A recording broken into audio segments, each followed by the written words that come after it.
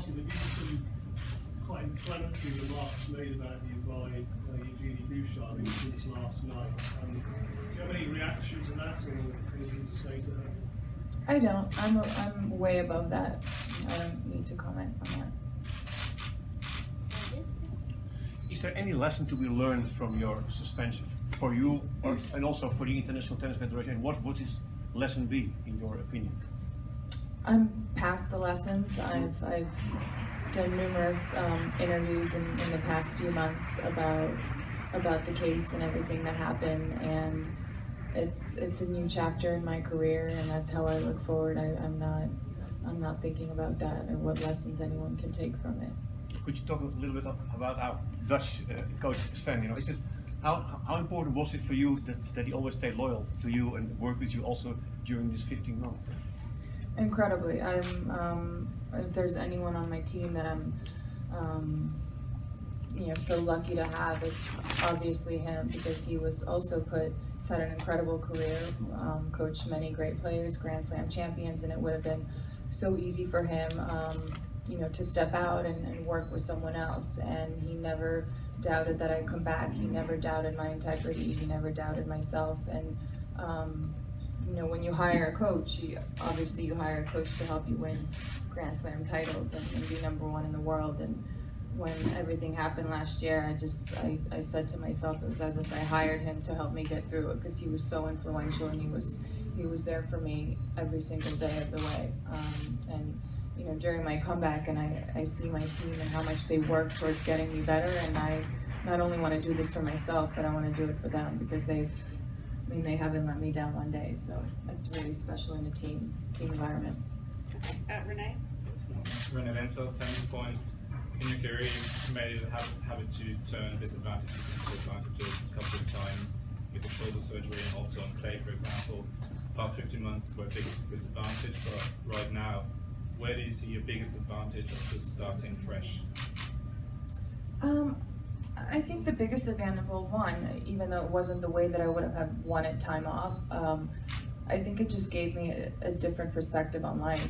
And as I mentioned yesterday, I was able to really do things that I don't think I would have ever done in my 20s. And from a traveling, from a learning experience, from the people I met, just, I don't know, it was of course I would have loved to be playing tennis, but I felt so present in what I was doing, and and I loved it. I loved being able to share my life with the people that were close to me. I was forming new friendships. I was studying for 3 weeks, half of the time not really understanding what was going on. I was around, individuals that were so much smarter and much older than I was, and so much more experienced, but I got to learn from them every day. I would have never taken that break in my life, and so I have a different perspective on how long I can play.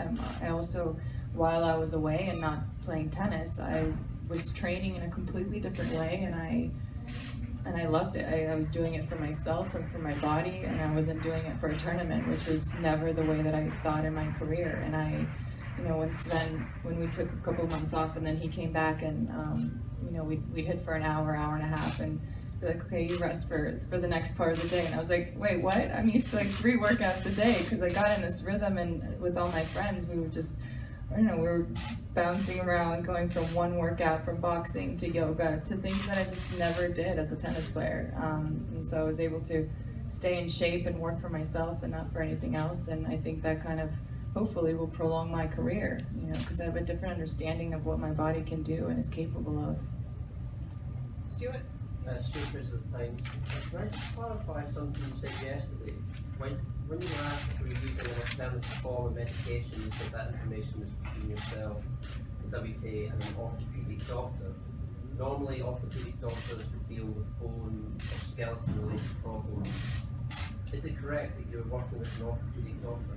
Yes, I am. And for your heart and diabetes issues, are you working with anyone else? Next question, please. Thank you. Okay. Over here. Martin Moore, German Television CEF. You spoke about the support of your team. Also, during a match, they are very emotional. How much are you aware of this in between points, and how much does it maybe give you? Yeah, well, they bring so much energy to the environment, to myself, and I think from either, I mean, I spend more time with them than my family, and we travel together. They're sitting watching me play all the time, dinners, breakfast, lunches. So we know each other very well. We're all from different parts of the world, and but at the end, we all have one goal and one mission. And so, of course, when they see me out there, they're quite emotional and supportive, and yeah. Okay, Did you feel that? Yeah, of course. Yeah. I hope I do. I'd worry about myself if I didn't. Okay, right here, yep. Clémentine Landais, l'équipe.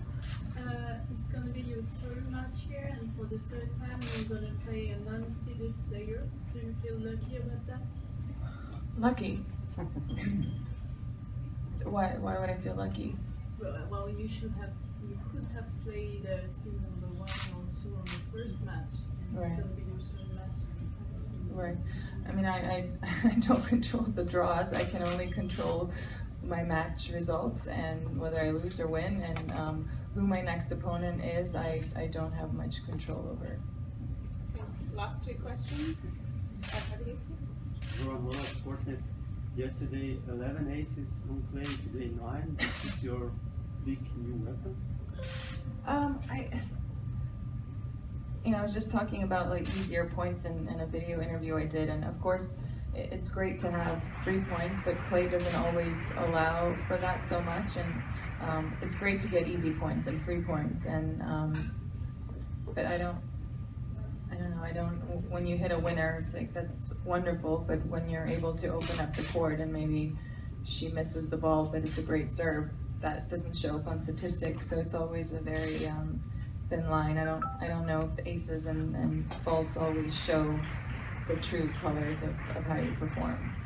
Okay, Courtney.